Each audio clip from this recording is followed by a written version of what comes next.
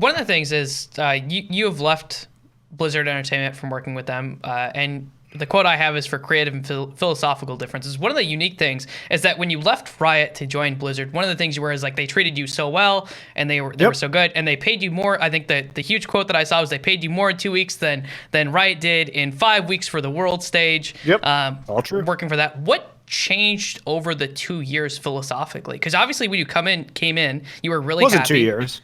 It was 6 months. It was when Nate Nanzer left. That was it. You know, Nate. I like Nate a lot. I think Nate had very interesting goals for the Overwatch League that were overridden by other people. Mm-hmm. I think Nate is awesome. And when Nate left, in my opinion, like a lot of the creative vision behind the league departed with him. Mm-hmm. And there wasn't anything to fill that void, really.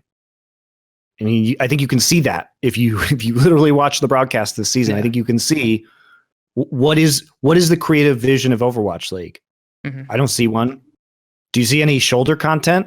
No. Do you see any features about players? No. It's just games and like there's no packaging. There's nothing driving stars. It's not very good, in my opinion, right now. It's not a very compelling broadcast. They obviously just went to YouTube, which that deal could be good or bad. Like, I think that depending on what YouTube said, like, because YouTube's algorithmic power is kind of incredible, because obviously they're owned by Google. And so if you were to sign a deal with YouTube, I could see that being very beneficial for if they were to maybe shift some of your content algorithmically to be in front of more eyes. But if you're not making any content to begin with, I don't think it matters. So I like we're 2 weeks in. I mean, I can look. I honestly haven't been watching very much. But I've been kind of keeping an eye on it because unfortunately, as much as I enjoyed my time in the Overwatch League, like I don't have a career reason to watch it right now. So I watch it occasionally for fun, but considering that my content is focused around League of Legends and working with some other projects on Counter-Strike, basically like it is much more useful to me to watch Blast and LCS and LEC and all these other CSGO tournaments. So, it unfortunately hasn't given me a lot of time. I mean, I'm looking right now. And so first off, they did no content for 3 months before the start of the league. They didn't release a single YouTube video.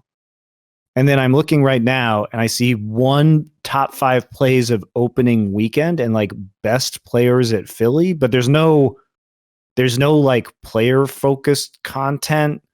There's no features. They're like it's like montages. They made some montages and that's it. I feel like we're watching like individual streamers put up content. That's what it feels like. Like I feel, maybe people will disagree. I feel like we had frag movies in 2002, and maybe we could move beyond that in terms of how we tell player and team storylines, and maybe we could make some of that content. Maybe. Yeah. I don't really know what's going on over there. Just strikes me as very weird how stripped down the entire experience has become. Hello everyone, this has been a highlight clip from the Minds of Media. If you've enjoyed this content, make sure to subscribe to my YouTube and join my Discord in order to be involved with the community. Thank you.